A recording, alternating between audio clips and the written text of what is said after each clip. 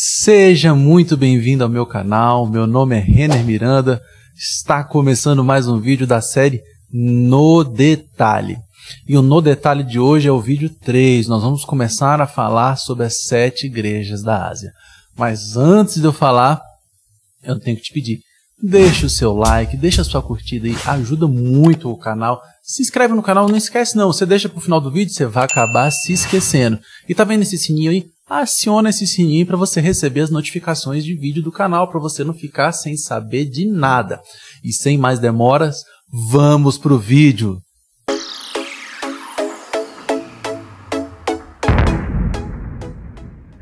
Então vamos lá, pessoal. Vamos começar a falar sobre as 7 igrejas da Ásia. Esse é o nosso terceiro vídeo da série sobre No Detalhe do livro de Apocalipse.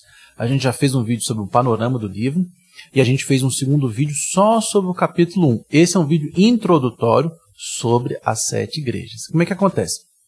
No capítulo 1, nós temos ali a revelação de Jesus Cristo. O Senhor fala sobre o que é o livro, sobre as coisas que vistes, as que são e as que hão de acontecer. Eu já falei sobre isso no primeiro vídeo.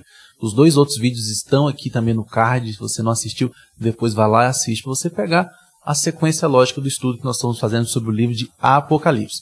E hoje nós vamos começar a falar sobre as 7 igrejas. As 7 igrejas que elas aparecem no primeiro capítulo, o Senhor falando que elas são as destinatárias primárias do livro de Apocalipse. E no capítulo 2 e capítulo 3, nós temos cartas para essas 7 igrejas, para cada uma das 7. E nós vamos fazer hoje um panorama para a gente entender um pouco sobre o que são essas 7 igrejas, o que o Senhor quis dizer, como é que o Senhor quis fazer, qual é a estrutura, vale para eles, vale para nós, como é que é isso? Vamos fazer uma breve introdução sobre esse estudo das 7 igrejas. Mas vamos começar lendo aqui o verso 13 do capítulo 1, antes mesmo do Senhor trazer as cartas às 7 igrejas. Ele diz o seguinte: E, no meio dos candeeiros, um semelhante a filho de homem, com vestes talares e cingido à altura do peito com uma cinta de ouro. A sua cabeça e cabelos eram brancos como a lã, como a neve. Os olhos como chama de fogo, os pés semelhantes ao bronze polido, como que refinado numa fornalha, a voz como de muitas águas. Tinha na mão direita 7 estrelas. Da boca saía uma espada afiada de 2 gumes. O seu rosto brilhava como o sol na sua força. Aqui a gente tem uma descrição de Jesus em glória. Jesus é esse, semelhante ao homem, que andava no meio de 7 candeeiros e tinha na sua mão 7 estrelas. No próprio livro de Apocalipse, no final do capítulo 1, já falei isso no vídeo passado, nos diz que os 7 candeeiros, as 7 luminárias, eram as 7 igrejas. Eu trouxe aqui um desenho esquemático. Parece algo confuso, mas não, a gente tem muitas informações importantes aqui nessa visão. A primeira informação importante é que é Jesus esse, porque ele diz, eu sou aquele que morreu e reviveu. E ele vem trazendo várias características sobre Jesus. Fala que da sua roupa branca, fala que sua barba e seu cabelo eram brancos, que ele brilhava como o sol, que os seus olhos eram como chama de fogo, sua boca saía uma espada afiada, seus pés eram brilhantes como o bronze, várias características essas que durante as cartas das igrejas nós vamos voltar a ver, vocês vão ver daqui a pouquinho. E na mão direita tinha 7 estrelas. E depois ele diz que as 7 estrelas são os 7 anjos das 7 igrejas e os 7 luminares são as 7 igrejas, os 7 castiçais, os 7 candelabros, os 7 candeeiros são as 7 igrejas. E aqui a gente tem uma informação muito interessante, que o Senhor ele passeia no meio da sua igreja. O Senhor é o único que conhece a sua igreja. E a gente vai ver aqui nas cartas que ele conhece além do que aquilo que os olhos podem ver. Existem muitos extratos que os homens podem trazer acerca da igreja, mas o Senhor que a conhece no seu íntimo. E aqui mostra como o Senhor está no controle de tudo.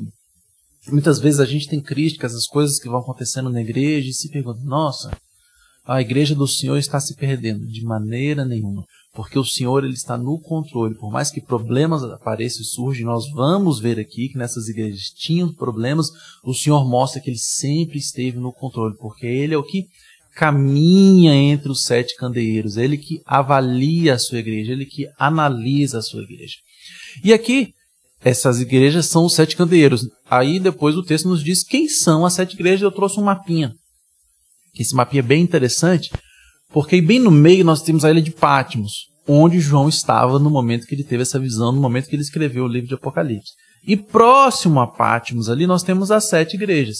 Nós temos Éfeso, Esmirna, Pérgamo, Sardes, Tiatira, Filadélfia e Laodiceia. Todas elas estão ali hoje onde é o território da Turquia, ali no litoral turco, ali que essas igrejas ficavam. E aí você pode se questionar, né? De por que o Senhor escolheu estas igrejas? Nesse período já existiam uma centena de igrejas no mundo. Já existia, por exemplo, a igreja de Colossos, para quem o apóstolo Paulo mandou carta, a igreja de Roma, para quem o apóstolo Paulo mandou carta, a igreja de Éfeso, para quem o apóstolo Paulo mandou carta, onde o apóstolo Paulo pastoreou, e essa foi uma das 7. E a boa resposta para essa pergunta, por que são essas 7? É porque o Senhor assim o quis. O Senhor disse, para essas. E eu já expliquei para vocês que as 7 igrejas representam a plenitude. Esse número 7 representa a plenitude. Por isso é uma mensagem não apenas para as 7 igrejas, mas também para toda a igreja do Senhor. Mas aí fica a pergunta de quem são os anjos. Porque se as 7 luminares são as 7 igrejas, as 7 estrelas são os 7 anjos, que anjos são esses? A gente precisa, só antes de a gente continuar a entender isso aqui, eu já falei isso outras vezes para vocês, mas é bom repetir. Que a palavra anjo, no grego do Novo Testamento, é a palavra angelos, que no Antigo Testamento é a palavra malar. Ambas significam mensageiro. E mensageiro, eu trouxe aqui o significado para vocês. Um mensageiro, embaixador, alguém que é enviado, um anjo, um mensageiro de Deus. E todas as cartas são enviadas ao anjo da igreja. Logo, esse anjo, quando a gente fala de mensageiro, é no seu sentido primário mesmo, o mensageiro daquela igreja. Porque todas as cartas se iniciam o seguinte, ao anjo da igreja de Filadélfia, ao anjo da igreja de Laodiceia, ao anjo da igreja de Éfeso, ao anjo da igreja de Esmirna. Ou seja, ele foi um receptor, é um homem, é uma pessoa, receptor físico dessa carta. Por isso a gente sabe e entende pelo contexto que o anjo aqui não é o anjo celestial, mas é um pastor daquela igreja. E isso é comum no texto bíblico. Por exemplo, João Batista é chamado de mensageiro. O mensageiro, aquele que anunciou, que preparou o caminho da vida do Senhor. E a palavra grega que está lá é a palavra angelos, a mesma palavra utilizada para designar os anjos, porque é uma palavra que significa mensageiro. E aí a gente vai entender se está falando de um anjo ou de uma pessoa através do contexto. E pelo contexto aqui a gente entende que o anjo da igreja é o seu pastor, que é o destinatário da carta, aquele que vai receber e passar a mensagem àquela igreja. Por isso ele é chamado de mensageiro, de anjo. Se viesse traduzido na Bíblia como mensageiro da igreja, também estaria plenamente bem traduzido, sem nenhum problema. Então a gente já entendeu que o anjo da igreja é o seu pastor. Aí a segunda pergunta é por que 7? Eu já falei. Porque ela representa a plenitude. O 7 fala de perfeição, um número que constantemente repete no livro de Apocalipse. No vídeo 2 que está aqui embaixo, eu falei bastante sobre isso. E, além disso, a gente ainda tinha esse ponto aqui que em Éfeso, Esmirna e Pérgamo havia templos de culto ao imperador. E eu falei para vocês no primeiro vídeo da nossa série que isso aqui se passou durante o imperador Domiciano. E Domiciano é um cara extremamente narcisista que começou a exigir adoração a ele. E por conta disso a igreja passou a ser muito perseguida. A igreja acabou sendo muito perseguida. E nessas 3 igrejas, nessas 3 cidades, haviam templos de culto ao imperador. Foi por esse motivo que João foi para a ilha de Patmos. Ele foi exilado nessa ilha por conta do evangelho. Então também isso está muito relacionado ao contexto da época. E essas 3 igrejas foram uma das 7 selecionadas. Mas sabendo que mais do que isso, mais do que o contexto histórico, está o fato do Senhor ter selecionado aquelas igrejas. Porque aquelas igrejas possuíam características específicas que nós vamos ver nesses estudos, não só de hoje, mas também como da semana que vem, que representam a totalidade da igreja, a totalidade de virtudes e problemas que podem surgir na igreja e de qual é a solução que o Senhor tem para esses problemas. Por isso que o Senhor também selecionou estas igrejas. Então vamos começar a falar das estruturas das cartas, porque aí no capítulo 2 e capítulo 3 nós temos cartas para cada uma dessas igrejas. E essas cartas seguem uma estrutura comum, semelhante, apesar de serem igrejas bem diferentes, com problemas e qualidades distintas, a estrutura das cartas é semelhante. Eu trouxe esse esqueminha aqui, se você quiser tirar um print, fique à vontade. Todas as cartas das 7 igrejas têm esses 7 pontos, interessante isso. Que é o seguinte, ele vem com a saudação e uma destinação ao anjo da igreja, que eu já expliquei que nós já vimos que é o pastor. O anjo da igreja, o mensageiro daquela igreja. Eu estou escrevendo para você ler. Porque no capítulo 1 já diz que é bem-aventurado aquele que lê e aquele que ouve. E essas cartas deveriam ser lidas nas igrejas, para as igrejas saberem qual é a orientação do Senhor. Então ele começa com essa saudação. Depois ele vem com a característica de Jesus. Logo o verso que a gente leu no início desse nosso vídeo de hoje, vocês vão ver que aquelas características de Jesus, elas vêm se repetindo nas igrejas. Ele vem dizendo, aquele que detém as 7 estrelas, aquele que anda no meio dos 7 candeeiros, aquele que tem olhos como de fogo, boca como uma espada de 2 gumes, aquele que tem os pés brilhantes como o bronze.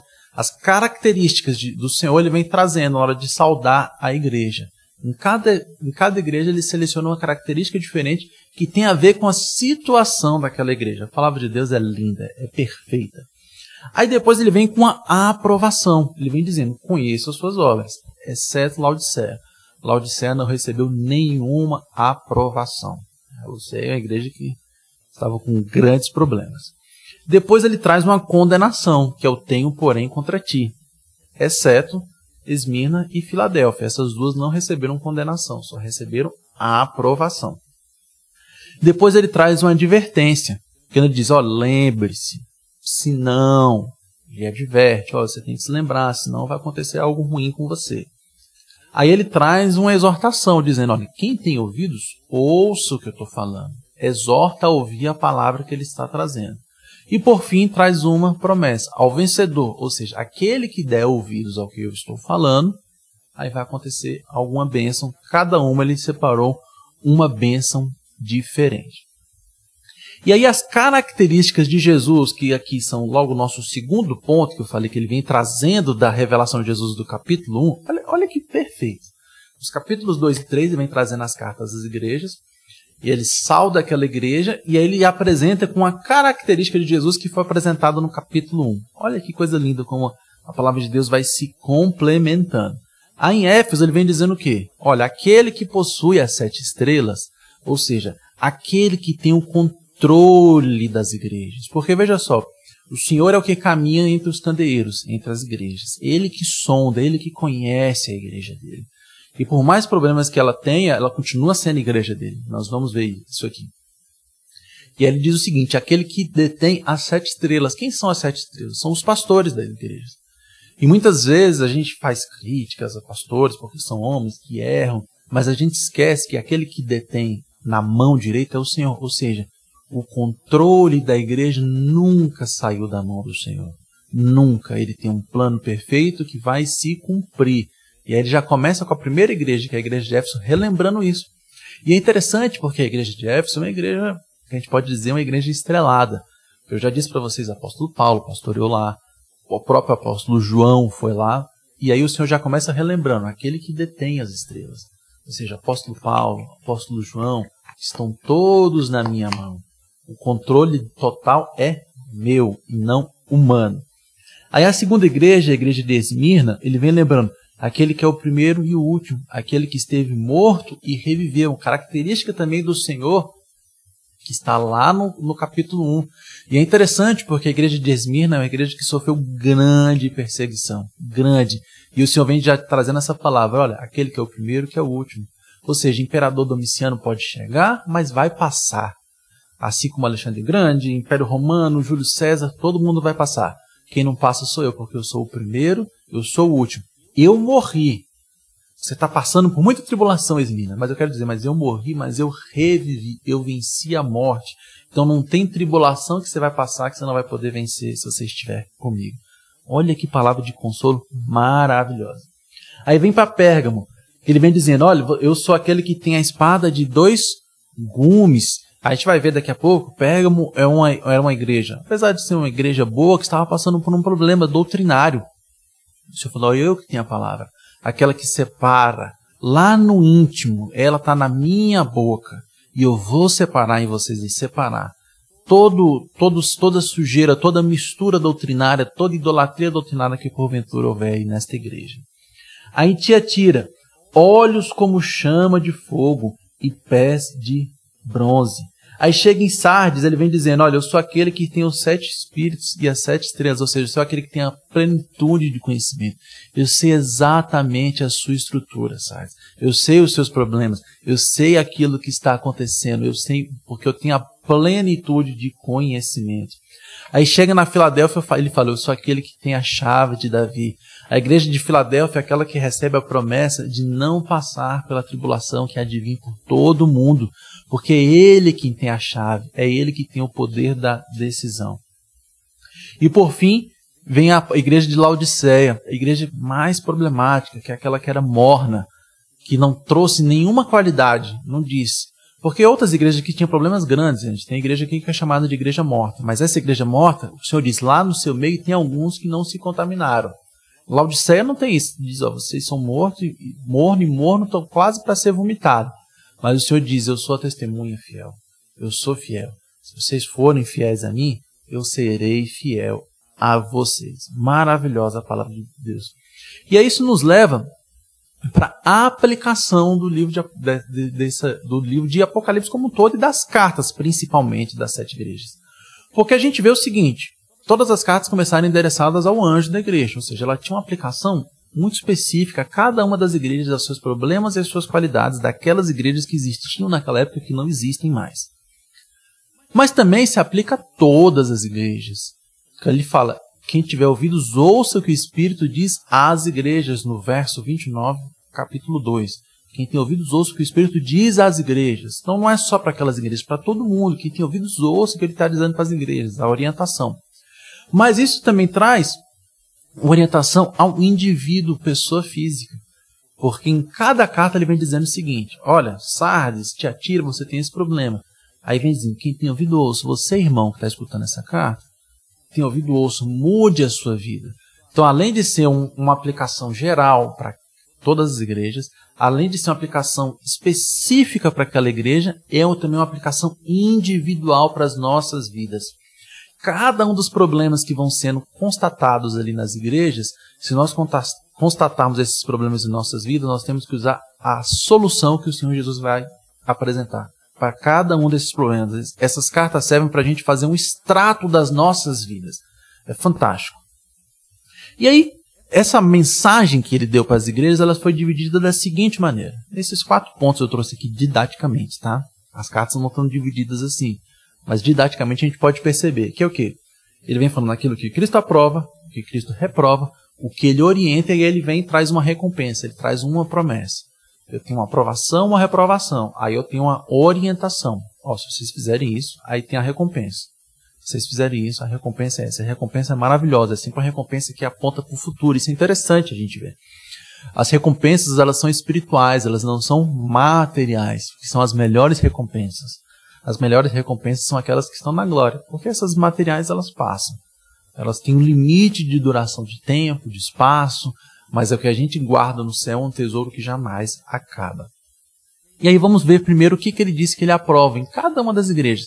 Esse primeiro vídeo é um en passant. Os próximos vão fazer mais 2 vídeos sobre as 7 igrejas, entrando especificamente em cada uma das igrejas, a orientação e a palavra que o Senhor trouxe. Mas vamos lá. Em Éfeso, o Senhor veio dizendo o seguinte, o que eu aprovo? Eu aprovo as suas obras, a sua perseverança, o seu labor. Ou seja, uma igreja que trabalhava bem, que era fiel doutrinariamente, mas daqui a pouco nós vamos ver que ele tinha um problema. Eles tinham se esquecido do primeiro amor. Mas vamos continuar. Esmirna é uma igreja, tribulação e riqueza. E é interessante porque é o seguinte, fisicamente falando, ela era uma igreja pobre. Mas o Senhor disse, mas vocês são ricos, e eu me agrado nisso, porque vocês são ricos da minha presença. Vocês são ricos da minha palavra. Não de tesouros humanos, porque eles eram pobres. Mas Jesus, ele sonda. Lembra que ele é aquele que anda no meio das igrejas, que conhece ela nos íntimos? Para as pessoas, ela podia ser simplesmente uma igreja pobre. Mas para o Senhor, ela é uma igreja rica. E isso agradava o Senhor. Pérgamo é uma igreja que não negou a fé. Se manteve, mesmo tendo ali em Pérgamo, templo, etc., templo pagão, eles não negaram a fé.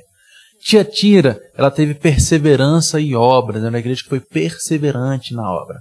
Sardes, ela tinha uma igreja bem problemática, era a igreja que é chamada de morta. Mas lá no meio de Sardes, isso agradava o Senhor, tinham aqueles que não tinham se contaminado. E Filadélfia, o Senhor se agrada das suas obras. Agora, Laodiceia, o Senhor não trouxe nenhuma coisa que se agradava. É uma igreja bem problemática, Laodiceia. Já o que o Senhor reprovava, vamos lá, Éfeso, eles tinham obras, perseverança, labor, mas eles tinham se esquecido do primeiro amor. E aqui tem um ensinamento fantástico. Mais do que o que você faz, é o como e por que você está fazendo, qual a motivação. Por exemplo, um exemplo muito claro nas nossas vidas, o Senhor fala o seguinte: o Senhor ama quem dá com alegria. O Senhor está ensinando o seguinte: não adianta nada. Você fala, não, vou falar todo mês, vou dar o dinheiro aqui para me sentir livre, dizendo assim, estou contribuindo com a obra do Senhor. Não é isso que o Senhor quer. O Senhor quer que você tenha alegria em contribuir, tenha alegria em ofertar. E esse ensinamento que o Senhor estava trazendo aqui para Éfeso. Vocês perderam o primeiro amor, vocês estão fazendo tudo beleza, vocês estão perfeitos doutrinariamente, mas se esqueceram do primeiro amor. Esmirna, o Senhor não trouxe nenhuma reprovação. Pérgamo, a idolatria. A idolatria tinha entrado dentro da igreja. Apesar de ser uma igreja que tinha se mantido firme, num local muito idólatra, tinha entrado parte de idolatria. Algumas pessoas estavam ensinando doutrinas de Balaão dentro da igreja, introduzindo idolatria. E isso desagradava o Senhor. Tiatira, prostituição. Uma profetisa de Jezabel estava se infiltrando dentro da igreja. Isso desagradava o Senhor. Isso são coisas que aplicam demais aos nossos dias de hoje. O Senhor quer que a gente tenha primeiro amor. O Senhor quer que a gente se mantenha limpo de idolatria, limpo de prostituição. Sardes era uma igreja morta. Sardes tinha um problema grave. Mas no seu meio ainda tinha algumas pessoas que tinham se mantido limpas. Filadélfia, o Senhor não tinha nada para desabonar, nada que desagradou. E Laodiceia, a igreja morna. Não era nem crente nem fria. E o Senhor estava prestes a vomitá-la. Uma igreja que simplesmente estava tocando a vida. Tocando a vida, tocando a vida. A gente tem que ter cuidado para a gente não entrar num evangelho morno.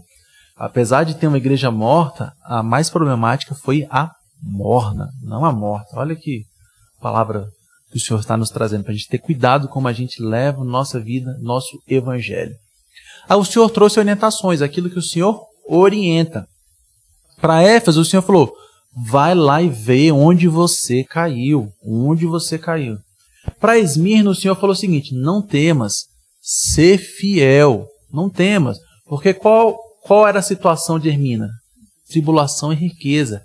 O Senhor já tinha se apresentado para eles como aquele que foi morto e reviveu, que venceu a maior das tribulações, e diz o seguinte para eles, orienta, não temas, continue como vocês estão, eu estou com vocês. Pérgamo, o Senhor fala o seguinte, arrependam-se, vocês têm que se arrepender, vocês têm que extirpar a idolatria, vocês têm que extirpar o pecado do meio de vocês. Em Tiatira, o Senhor fala, vocês têm que se conservar o quê? Limpos, se conservar limpos, porque eles tinham atuado bem, mantendo na doutrina, mas estava dando espaço para essa prostituição. Não, o Senhor fala, vocês têm que se conservar limpos. Sardes, o Senhor fala, vocês têm que se manter incontaminados, porque essa não é uma igreja morta. Mas no meio da igreja morta, tinham aqueles que não tinham se contaminado. Você fala, vocês têm que se manter assim, incontaminados, para que vocês tenham vida. Aí para Filadélfia, ele fala, vocês têm que guardar a palavra da minha paciência, ou seja, continue no caminho que vocês estão, que aí eu vou guardar vocês da tribulação. E Laodiceia, a igreja que era morna, aquela que o Senhor não trouxe nenhuma qualidade, que poderia parecer assim, não, essa aí já era. E muitas vezes a gente se sente assim, para mim já era.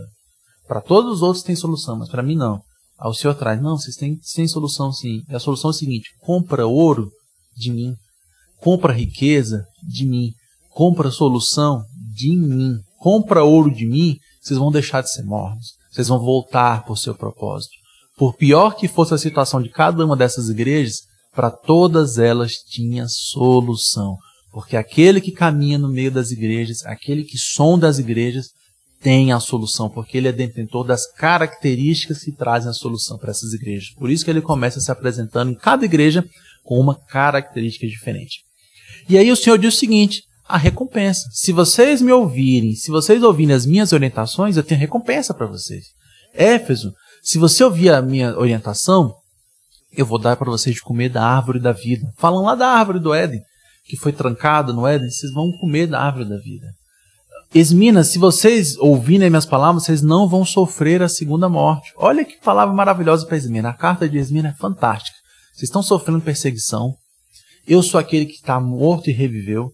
Eu falo para vocês o seguinte, não temas de ser infiel. Porque se vocês forem infiel, a segunda morte, que essa sim é ruim, não vai cair sobre vocês.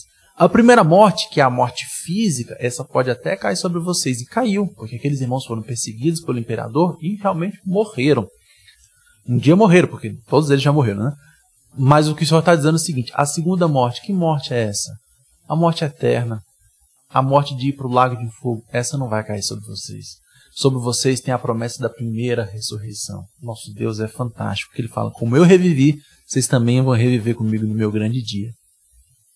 Em Pérgamo, o Senhor fala, eu tenho maná escondido. A gente não pode se esquecer que Pérgamo era uma igreja que estava cheia de idolatria. Cheia não, mas estava infiltrando a idolatria, outros deuses. A idolatria é quando a gente perde a confiança no Senhor. Eles falam assim, arrependam-se porque eu tenho para vocês maná. E o maná é um exemplo de confiança. Porque o povo de Israel precisava confiar, aprender a confiar no Senhor, porque o maná ele era diário. E o Senhor fala, arrependa-se, porque eu tenho uma porção diária para vocês. Vocês não precisam de outros deuses, vocês precisam de mim. Para Tiatira, o Senhor fala o seguinte, eu vou trazer para vocês autoridade sobre as nações. Tiatira é aquela que estava tendo problema de prostituição. E a prostituição, a sujeira é aquilo que tira a nossa autoridade. Mas o Senhor fala, se vocês se arrependerem, se vocês se limparem, eu tenho para vocês autoridade sobre as nações. Eu tenho para vocês um local elevado. Eu tenho para vocês novas vestes. Eu tenho para vocês uma nova vida. Eu transformo. Aquilo onde todo mundo acha que não tem mais jeito, eu transformo. Para Sardes, que era aquela que era morta. A igreja morta. Olha aí, igreja morta. O Senhor fala, eu tenho para vocês vestes brancas. Nós vamos ver lá em Apocalipse 19, quando falam das bodas do Cordeiro, depois falam das voltas em glória do nosso Senhor Jesus, a gente vê isso muito claro, que na boda do Cordeiro a igreja é galardoada com vestes brancas, vestes de linho branco. E esses que recebem as vestes brancas são aqueles que voltam em glória com o Senhor. E o Senhor está falando o quê? De vida. Porque quem recebe veste branca é quem tem vida. A vida, a verdadeira vida, aquela que o Senhor Jesus disse para a mulher lá quando ele encontrou no poço. Olha, eu tenho uma água para você que se você tomar, você nunca mais vai ter sede. É dessa vida que o Senhor está falando. E é essa vida que o Senhor está prometendo para aquela igreja que é tida como morta. Se vocês se arrependerem, se vocês estiverem em mim, eu tenho para você vestiduras brancas, que é aqueles que nunca mais vão morrer, que é aqueles que não vão mais provar o sabor da segunda morte, porque é aqueles que terão a vida eterna comigo. Olha como as coisas se completam, olha como é linda a palavra de Deus. Filadélfia, o Senhor diz o seguinte, vocês vão ser o quê? Coluna no meu santuário. Eu vou guardar vocês vão ser coluna. Aqui o Senhor está falando também do seu milênio, do seu reinado, vocês serão colunas junto comigo. E para Laodiceia, aquela que era morna, aquela que não tinha nenhuma qualidade. Olha a promessa que o Senhor traz, vocês vão sentar no meu trono comigo. Vocês podem ser mornas, vocês podem aparentemente não ter nenhuma qualidade, mas se vocês comprarem de mim ouro, de mim, vocês vão sentar no meu trono. Vocês vão estar junto comigo. Para a promessa maravilhosa que o Senhor tem para a sua igreja. E por fim, terminando esse nosso primeiro estudo sobre as 7 igrejas, a gente vê que a mensagem a essas 7 igrejas, elas é uma mensagem para as igrejas daquela época, é uma mensagem para nós hoje, mas também é uma mensagem para a igreja durante a história. E isso nós vamos ver nos nossos 2 próximos vídeos, que muitos entendem que essas igrejas também representam períodos da história da igreja. Porque todas as promessas que o Senhor faz têm um fim escatológico, apontam para o futuro. Por isso aquela mensagem não se limita àquela igreja daquele dia, daquela época, mas para todas as igrejas. E se você quer saber como assim as cartas às 7 igrejas também apontam às igrejas no decorrer da história, você não vai poder deixar de assistir os nossos próximos vídeos, vídeo da semana que vem. Deixe o seu like, curta e compartilhe com o máximo de pessoas possíveis. E até a próxima, pessoal!